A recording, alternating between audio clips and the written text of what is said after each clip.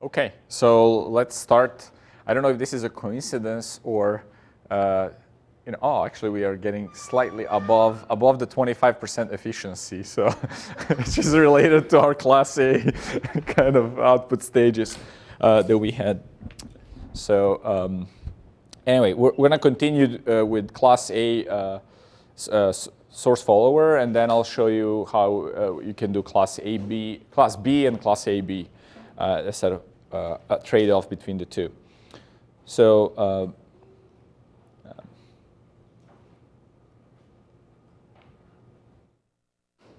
output stage.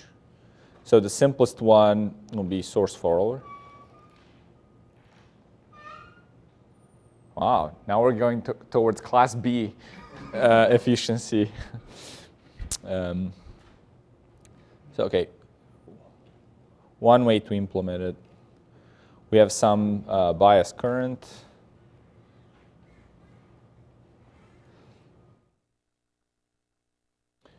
And then on this side, we're going to have our driver stage.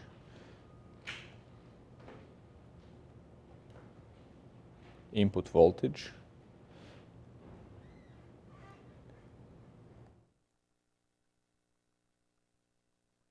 So this is just a simple current mirror driving as a source, and then, I don't know,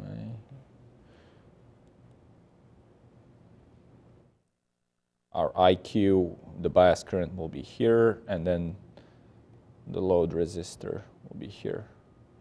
This is VO. We can label this one as M2, M3,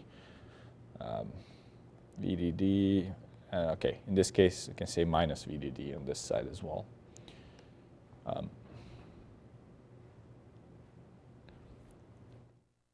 So we can then go the same thing as we did for the bipolar, relate V input and V output through the VGS voltage of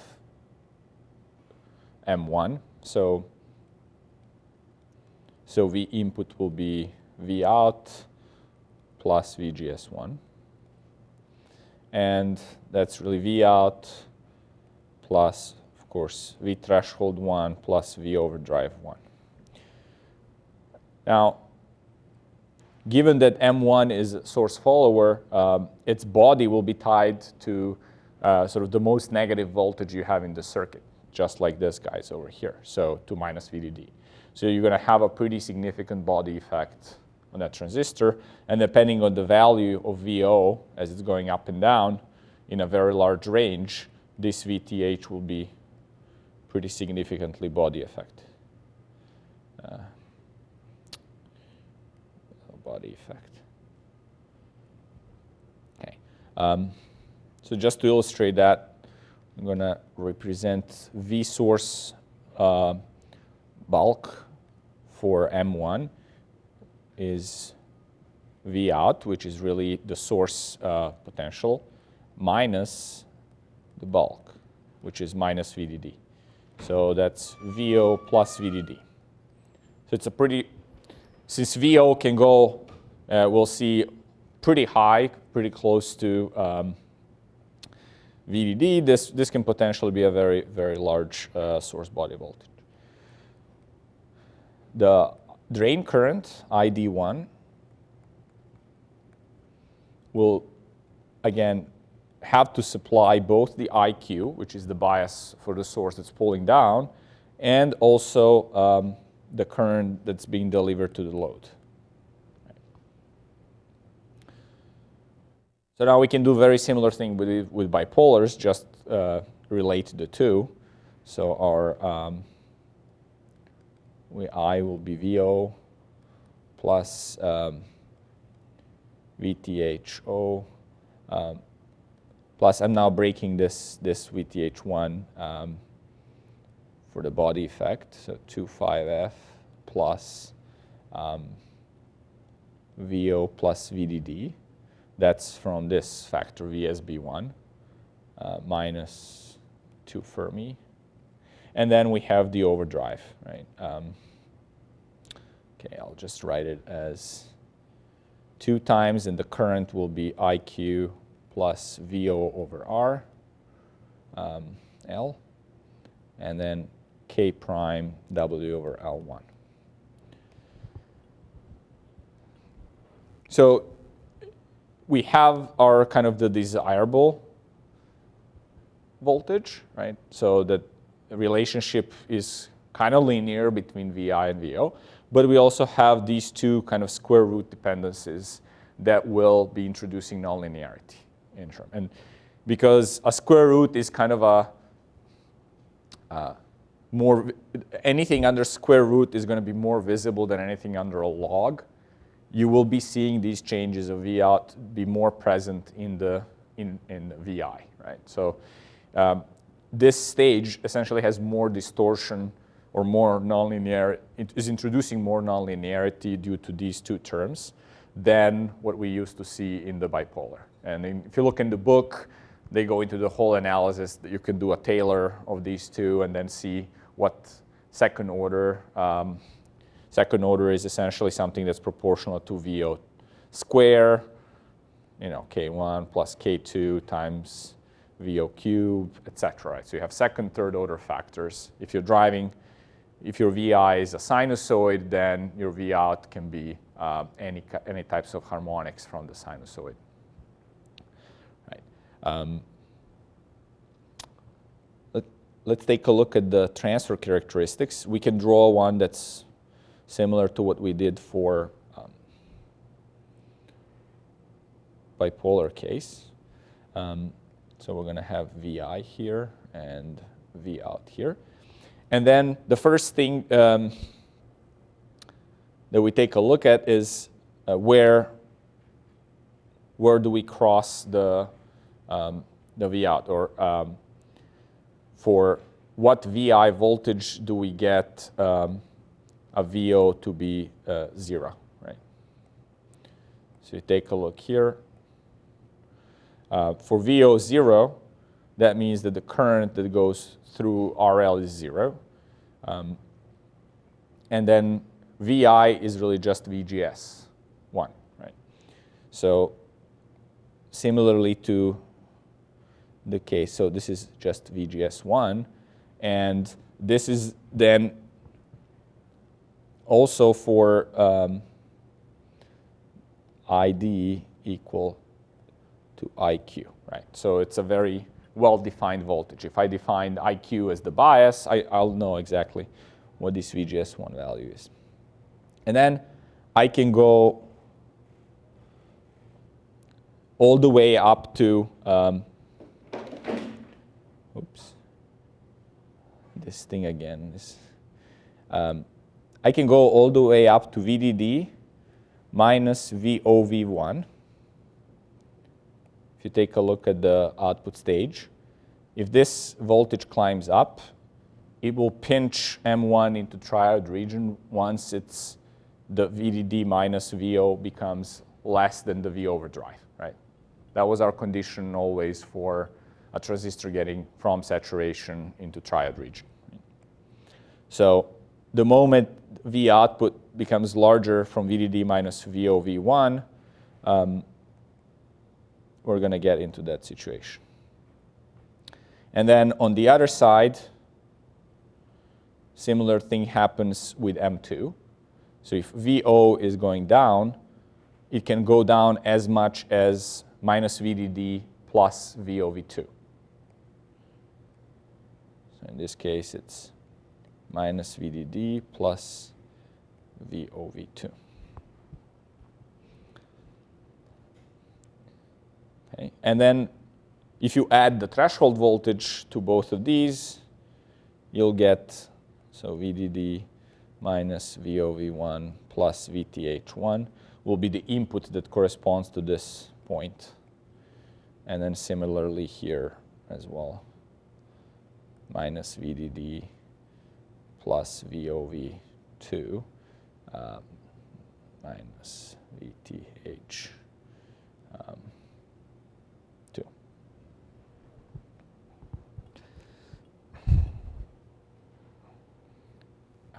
Sorry, I think I got this one wrong. this one is this, but we have to add VGS1. So here it will be VTH1 plus VOV1. So this is VGS1. So VOV1 and VOV1 will cancel out. But here we're going to have minus VDD plus VOV2, which is our VO, and then we add VGS1.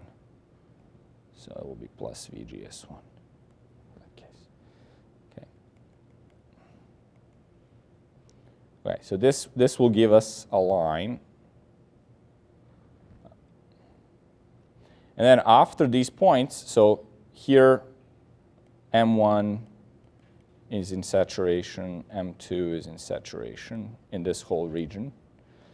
But from here, we start softly going into the region where M1 is in triode. And this voltage over here, of course, is VDD, because you're slowly approaching the VDD.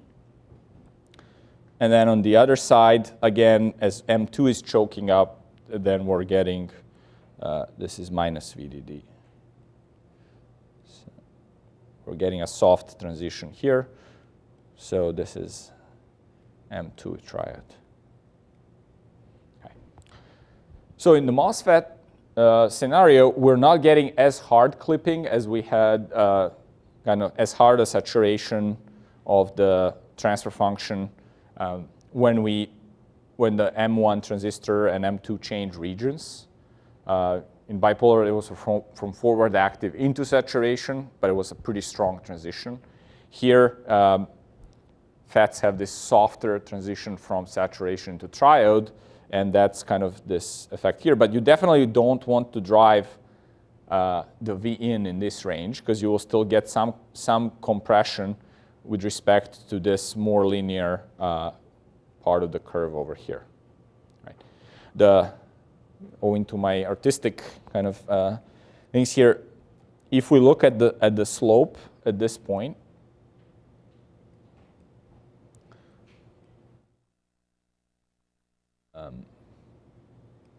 this is quite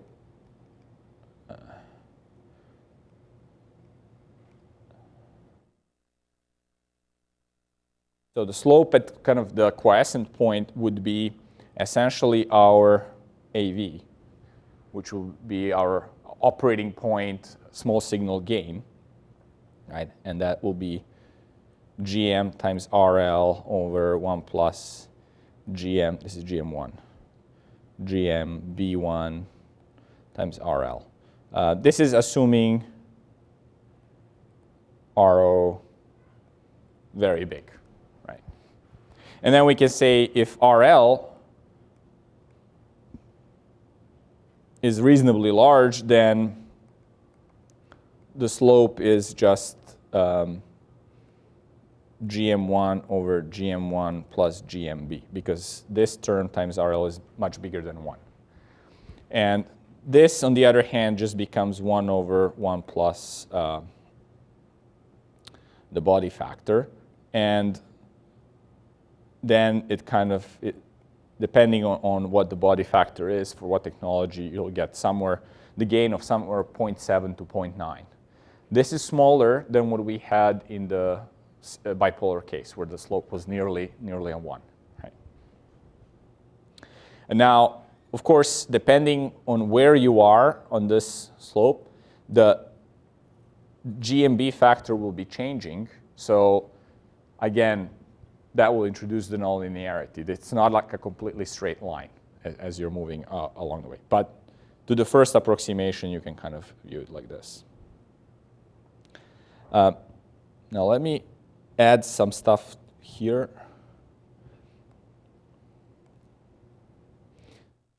Just like we did with bipolars, if we have now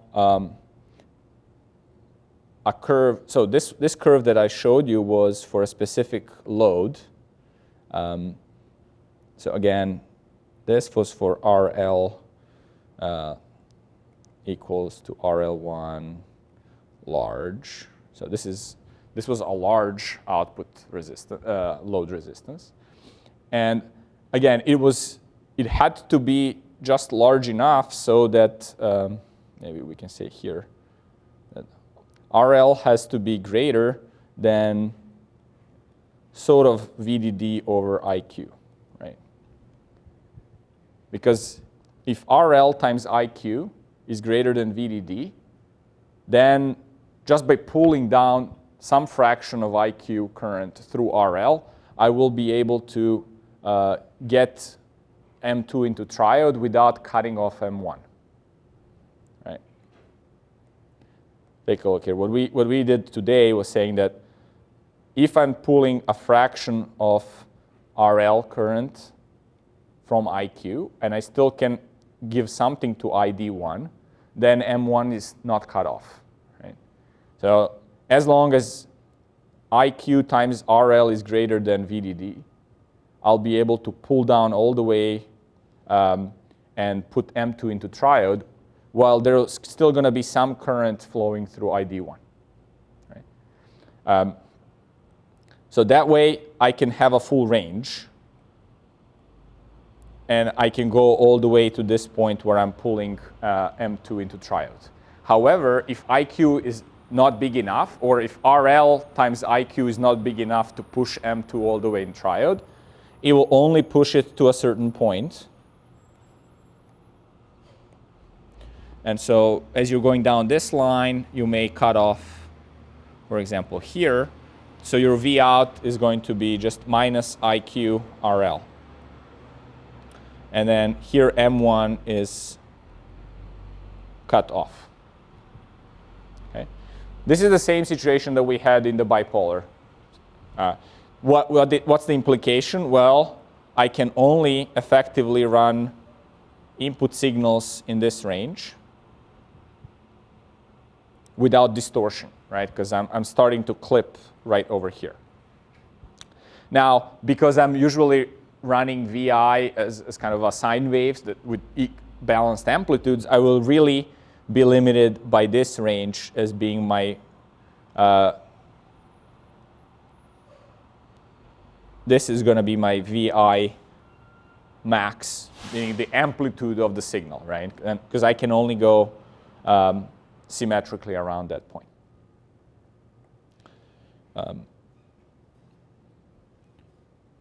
We can draw some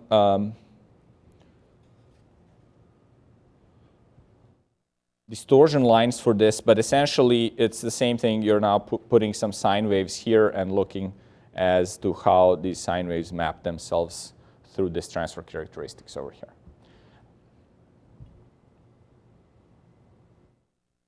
Okay, so that's kind of the FET version of the class A.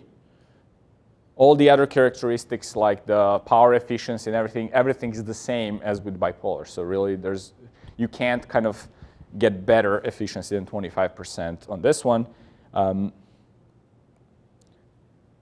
if you want to stay within this range that is linear, essentially. Right. Now, actually, let me just do the normal color. With another topology, and that is class B, you can get higher efficiency.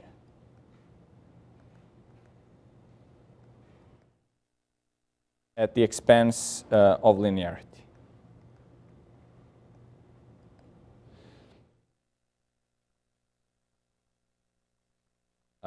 Remember the class A disadvantage was that it had highest power, dissipation at quiescent point. Right? So when we were doing nothing, we're burning the most power. And in a lot of applications, as you're going, let's say, communicating something, and then you're in standby for a long time, you're actually spending less or dissipating less power. You're more efficient when you're doing something than when you're not. But in many applications, you're not doing anything for a longer time, and therefore you really don't want to be in class A. If you're power amplifier stage, in your cell phone is class A, then your battery is not going to last for a long time. And of course, people would want it to be in class A because it's very kind of linear. But of course, for power efficiency standpoint, it's not the optimal thing. So people are looking at other kinds of ways of building the front ends so you can get more power out, but really don't pay where you don't want to pay, right? Where you're not transmitting anything. So if you take the class A idea of source follower or emitter follower and kind of double it up into two emitter followers, then you can get something that's like a class B stage. So let's take a look how that looks like. In bipolar version, oh, sorry. This would look like this.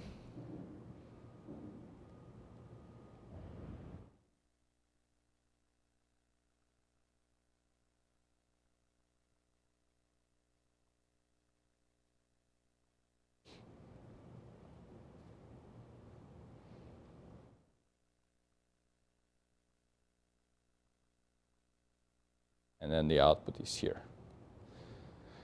We'll label this Q1 and this Q2. So now there's no IQ, which is the bleeder current that keeps the emitter follower biased. In this case, emitter follower is going to be either Q1 or Q2. They never work together. And also the only current that is going to go through each one of them is the current that goes through the output. That's the main idea. So really, whenever you pull current from the supply, it goes straight to the output, and you don't have any kind of losses effectively. Right? Okay, so in this case, let's see what the transfer characteristics looks like. Okay, it's going to be a challenge to draw. Maybe I should have pulled this one. Okay, fine.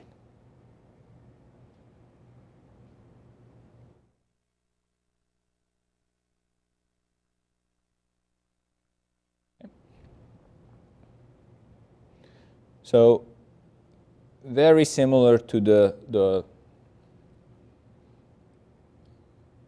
emitter follower case, if we just look at one transistor at a time, we can kind of derive that half of the transfer function.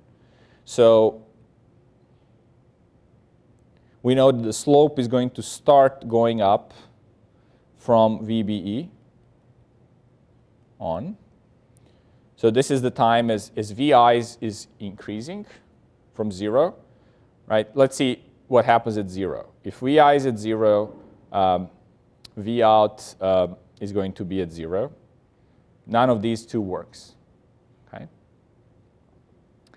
And this voltage is going to be 0. There's no current here that's pulled down. As VI starts increasing, at the moment where VI reaches VBE on, Vout is going to start following V in. Okay?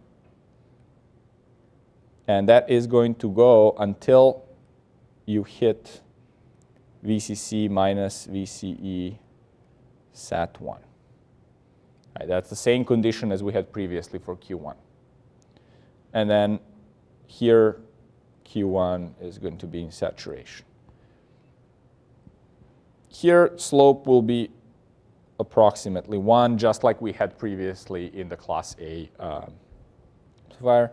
In this whole region, Q1 is in the forward active, and Q2 is cut off. This voltage, again, is VCC, minus, we're going to do minus VCE 1 SAT, and then we have to add the VBE.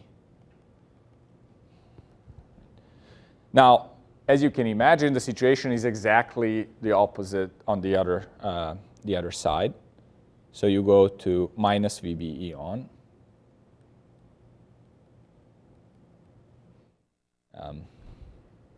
Or should I say, okay, because it's a PNP, we'll just say minus VBE on. Okay?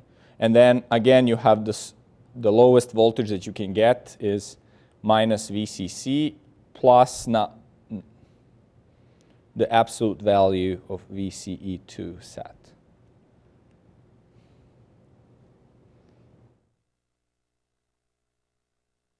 And then this voltage again is minus VCC plus VC set 2, and then minus now VBE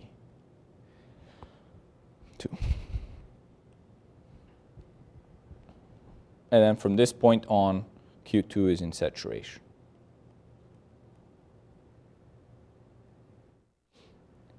This piece over here is called, not surprisingly, deadband.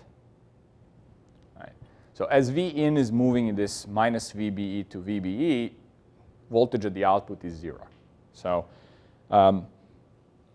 that's good if you are only worried about the power dissipation, because now this is your new quiescent point, right? The V out of 0 is your new sort of DC point or operating point. And when you're in that point, meaning when V input is 0, there's no power being dissipated, right? But the problem is that you need to travel a little bit before you start getting into the linear region of the transfer function. So the way it manifests that itself on the signals is that with that transfer characteristic, I'll just paraphrase it here.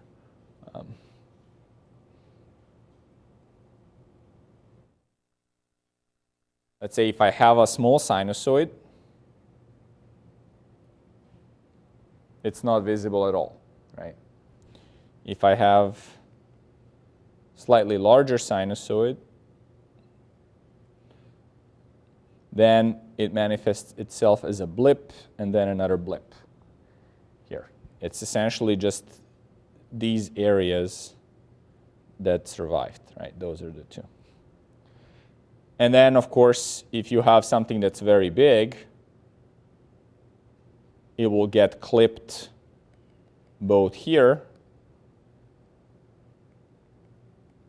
but it will also get clipped in this zone here as well.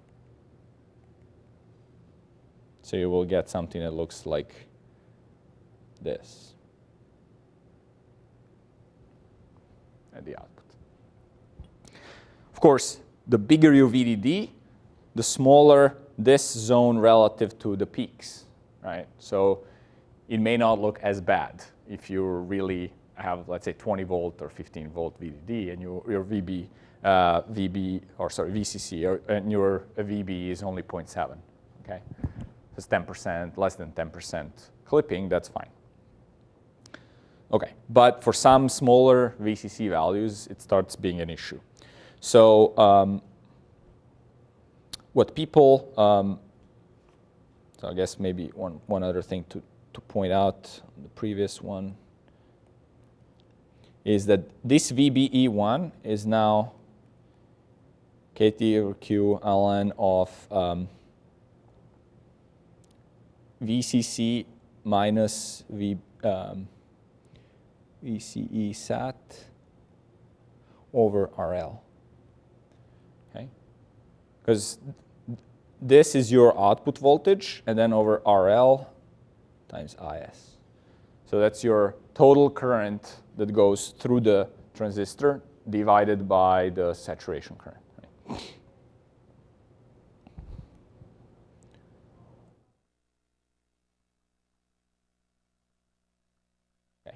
So in order to avoid this deadband, or it's also called crossover. So this type of distortion over here and here is called crossover distortion. And this part is called clipping.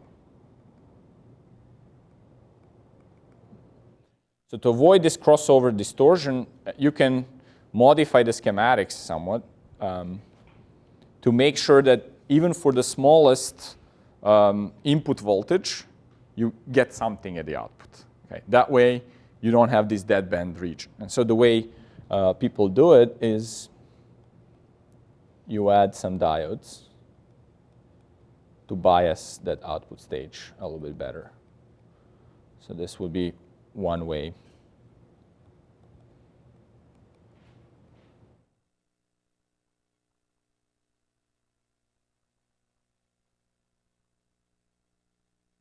And so here, instead of just shortening these two, we can actually add two diodes.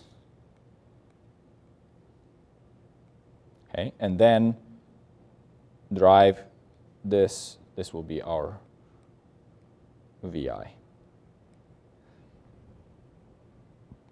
And then here, we're going to bias these diodes with some I bias. Okay? So this way, by adjusting, so okay, we can call these like Q3, Q4. If I'm careful how I size these diodes compared to Q1 and Q2, what you have really is that VBE3 plus VB4 is equal to VB1 plus VB2.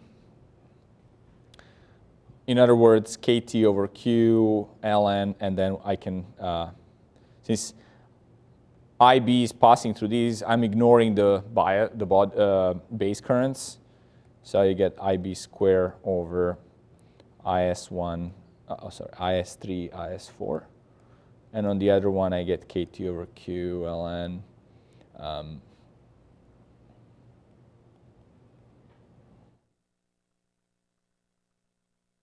IQ over square over IS1, IS2. Now notice I wrote IQ, but this IQ is like a very tiny current that compared to VCC, so IQ is much smaller than VCC over RL. VCC over RL is approximately kind of the max current this stage will supply, right? So IQ is really just a bleeder current that flows through these two when VO is at 0, just to keep them biased and ready to go, right? So you're trading off some of the quiescent power dissipation for linearity in order to eliminate this crossover point.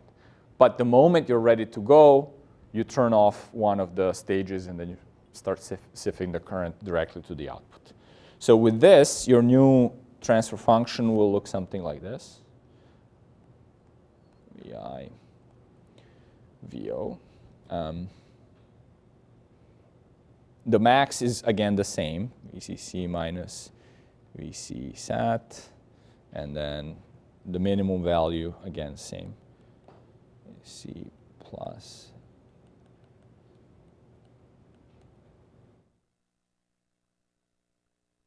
This is, of course, provided that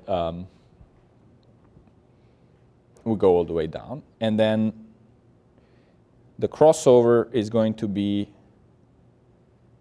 in this case, minus VB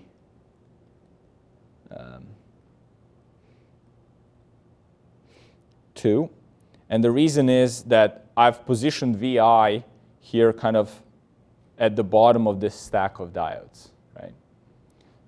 So when VI equals minus VB2, then this point is exactly at 0.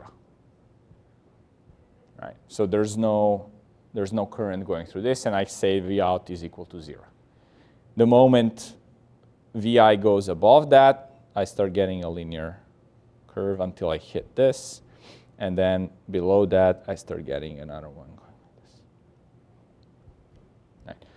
In this region over here, my Q1 is on in the forward active, and Q2 is cut off. And then also in this region over here, Q2 is on in forward active, and Q1 is cut off. And again, in this region, Q1 is in SAT, and then here, Q2 is in SAT. Okay? So all we've done is by sacrificing a little bit of this bleeder current, we've kind of shrunk the crossover region. Now, I'll show you later in some other topologies that by carefully engineering these diodes, you can kind of do a better job of, or add more degrees of freedom in how you set this IQ. You notice here that the only way this IQ is set by the size of this IB current and the relative ratios of the emitter areas. Right? And sometimes that's not sort of the best trade-off you can make, because you just end up spending a lot of area for these two diodes to be, because normally these two transistors will be very big. And so if you want this IB to be small, you need to fine-tune these areas to be reasonably proportional to these areas. Sometimes you don't want to do that. But I'll show you sort of a better way later.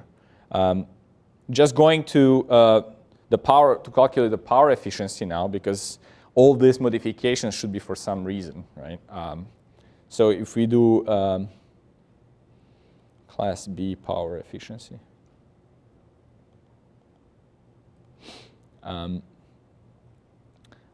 we'll do class B, or you could say AB. So we're going to ignore the crossover, because the math is a little bit easier.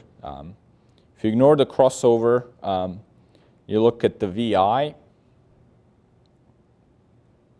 versus time.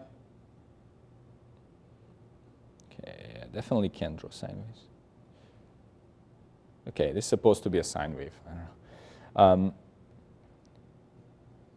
Then I can draw the current, or sorry, the output voltage first. And then I'll draw the current.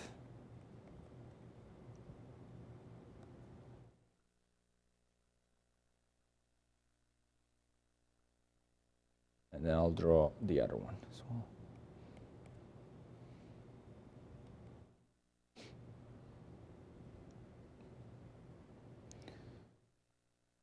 Okay, so since they're in phase, VI and VO will be the same.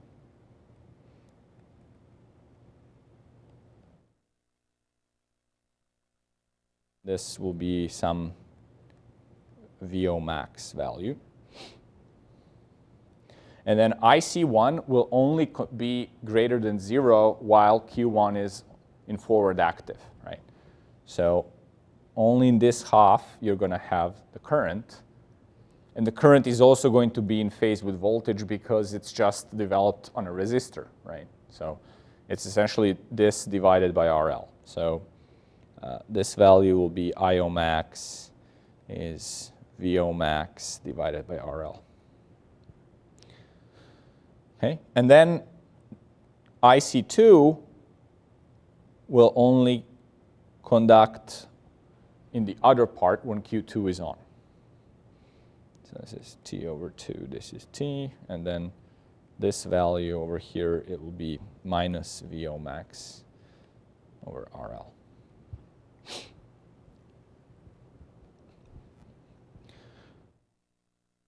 So from this, we can write, oops,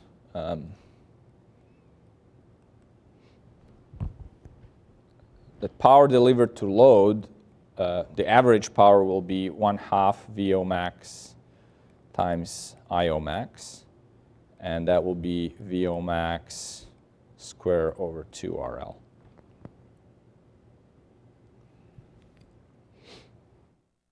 Now, if we look at supply, now things are a little bit different than Class A. We're not always drawing IQ for the whole duration on average, but now what we're drawing from the supply is the same thing as we're dumping into the load, right? At least for half. So now we have to do, for the average, we have to do the integral from 1 over t to 0 to t, and then of IC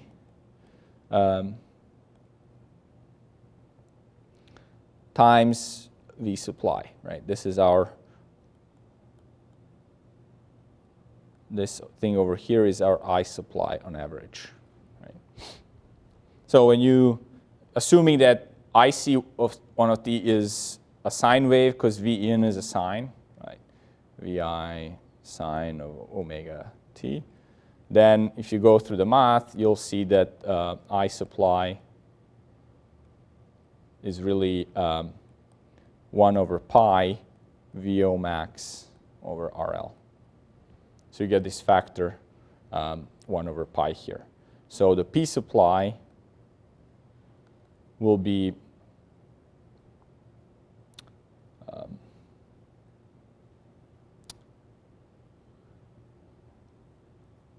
in this case, so here V supply will be 2 VCC, because we're going from minus VCC to VCC. So P supply will be 2 VCC times 1 over pi VO max over RL.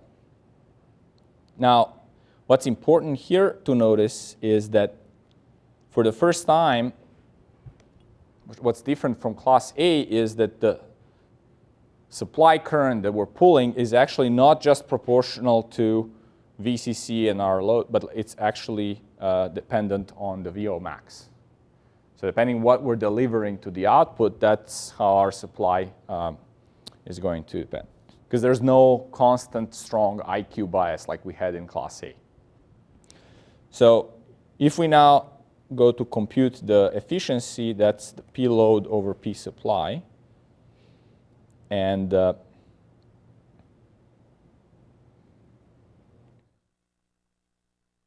a C max will be PL max over P supply. And so we can then go and plug this in. So we have here 2 VCC over pi, VO max over RL, and then we have VO max square over 2RL. So RL goes away. So we get pi over 4 times VO max over VCC. Now, the best we can do in terms of the VO max is, remember, if we go all the way, right? To minus VCC plus VC sat, or VC minus VC sat. Same thing was in class B, right? That's our maximum output voltage. Okay, so here. So then our eta C max, so this thing here will be approximately 1. So eta C max, the best we can hope for is pi over 4. Right? And that's approximately 78 something %. So that's your ideal. It's a pretty big deal compared to 25%. It's like 3x in efficiency. Another way to view that is to look at the load lines like we did on the previous one. So we're going to do IC versus VCE. And so transistor will have something like this.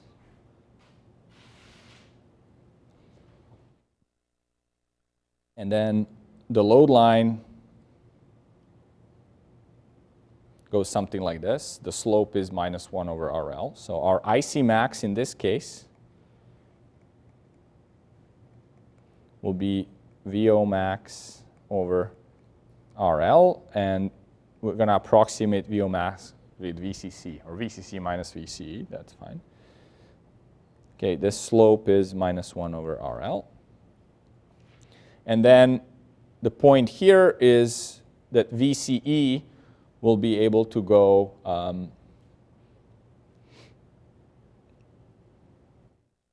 to VCC, approximately VCC minus VCE, or and then on this side to VCE sat.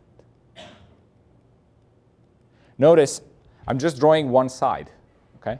So if you are here, this is quiescent point.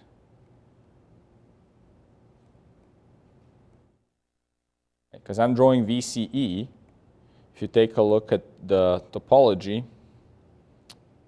okay, somewhere here. If this is 0, that means our quiescent state, then this VCE voltage is VCC. Right? So when I'm just about to start going from there, my VCE is VCC. And then the load line takes me this way. So as I'm increasing V in, I'm starting to move V out up.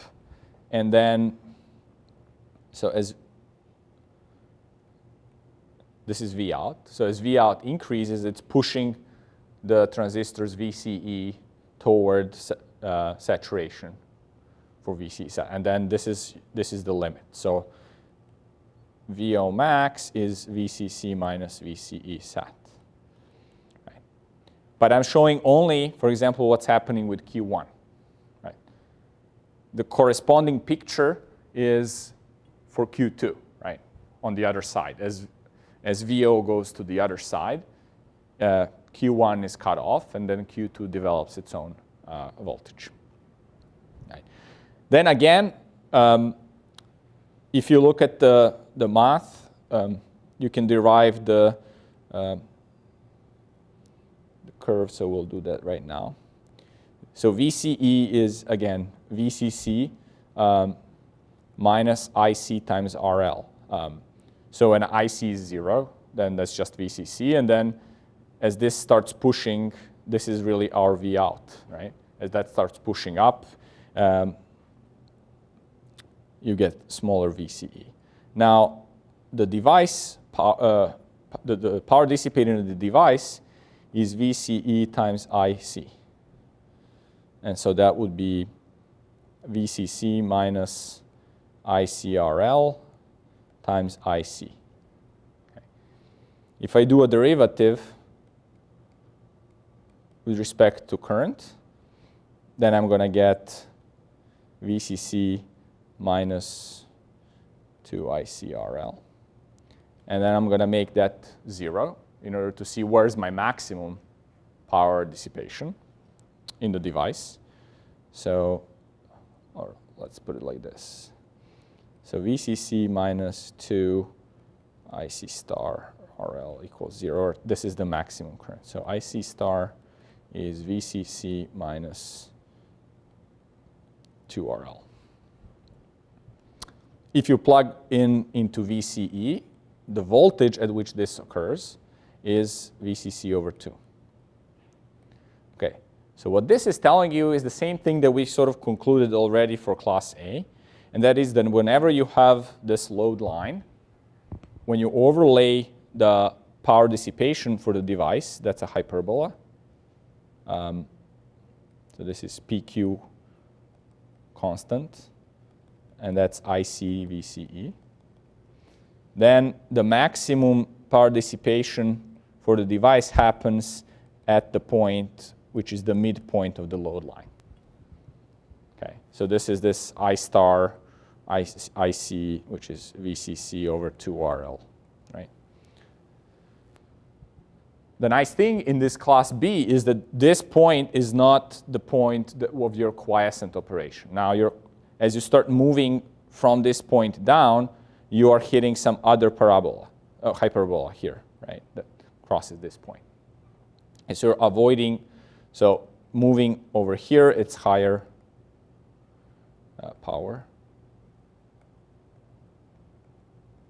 And moving here is lower.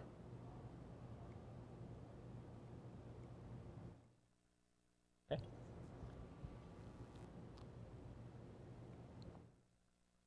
Now, one other thing, and okay, I'll probably should redraw this a little bit.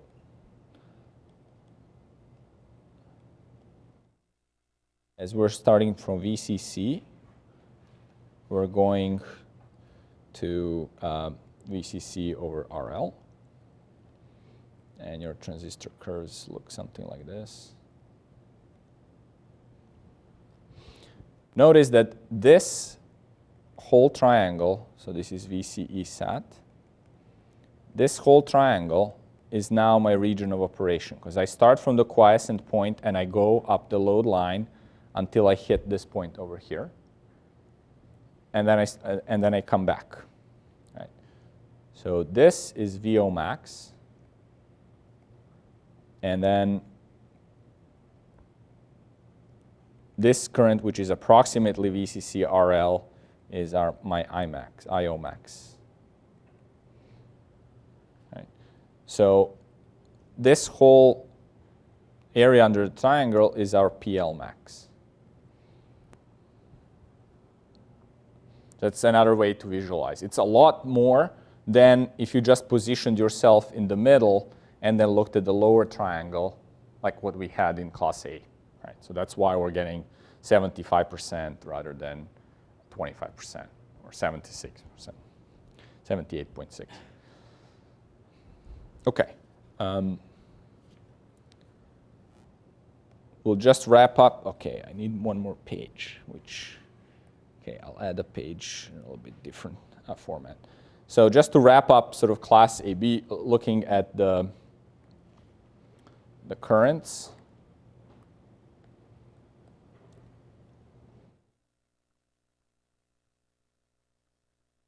We're getting VCC over RL.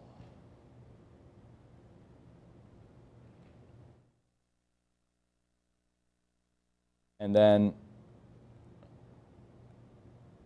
VC1. So we're now just looking at where are the peaks of the device dissipation, right? Because we've looked already at the supply. So this is what IC1 will be doing, and VC1 is going from